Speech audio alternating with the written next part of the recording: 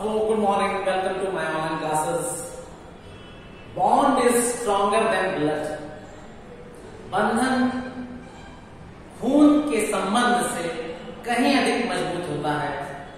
इस बात को सार्थक करती है रविन्द्रनाथ टैगोर के द्वारा लिखी गई कहानी काबुलीवाला। छोटे बच्चों के अंदर जो उत्साह होता है, जो ऊर्जा होती है, वो देखने के काबिल होती है। Small children are a bundle of energy, sometime with their unending queries they take a fill in the nerves. कभी कभी बच्चों के अंदर जो जिज्ञासाएं होती हैं वो हमें अधिक रोमांचित कर देती हैं, लेकिन बच्चे इतने भोले भाले होते हैं कि उनके अंदर प्रेम का बंधन जो उत्पन्न कर लेते हैं या जो प्रेम का बंधन उनके अंदर पैदा हो जाता है, वो हमें एक नई सीख देता है।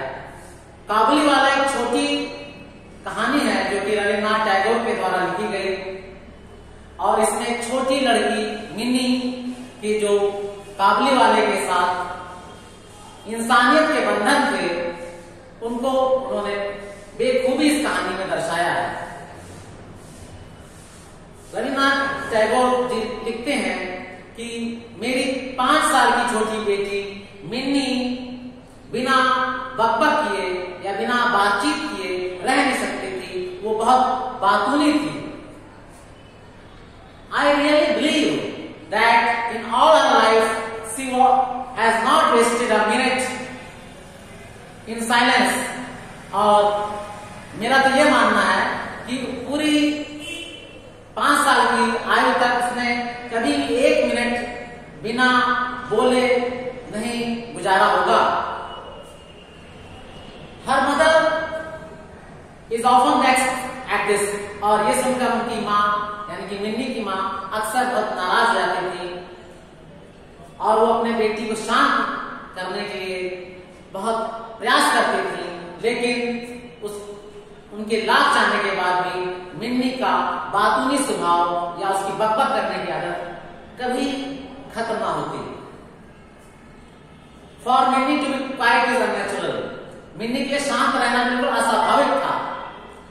And I can not bear it long. और मैं भी बहुत लंबे समय तक उसकी बकबक सह नहीं सकता था।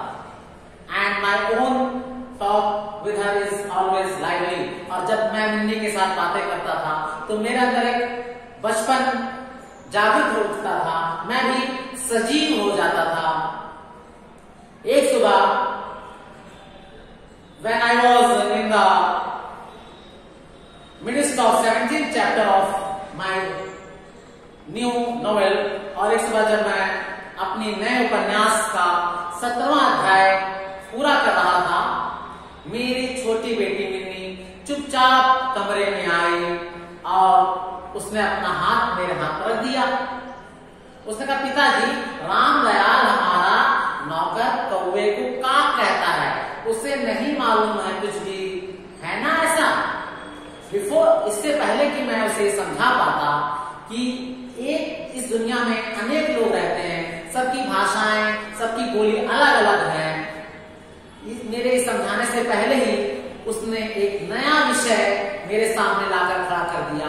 उसने मेरे से पूछने लगी, पिताजी, भोला कहता है कि बादलों में हाथी रहते हैं और वो अपनी सूंड से पानी हम लोगों पर उड़ेलते हैं और यही बरसात के रूप में नीचे गिरती है।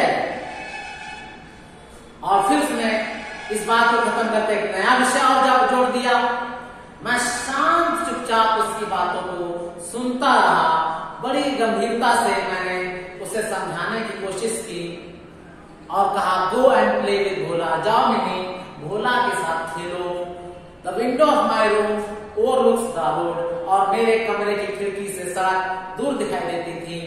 बच्चे मेरे टेबल के पास आकर बैठ गए और खेलने लगी मेरे टेबल पर मिन्नी। मैं जबकि अपने उपन्यास के 17वें अध्याय को पूरा करने में लीन था, तभी मेरे 17वें उपन्यास अध्याय में मैं लिख रहा था कि प्रताप सिंह, जो कि मेरे उपन्यास का नायक था, उसने मेरे उपन्यास की नायिका कंचन लता का हाथ पकड़ा और उसे तीसरी मंजिल की खिड़की से लेकर कूदने वाला ही था, तभी मिन्नी अचानक आ गई। नेक्स्ट वीडियो में हम इसी कहानी को और डिटेल में आपसे डिस्कस करेंगे। Till then good bye.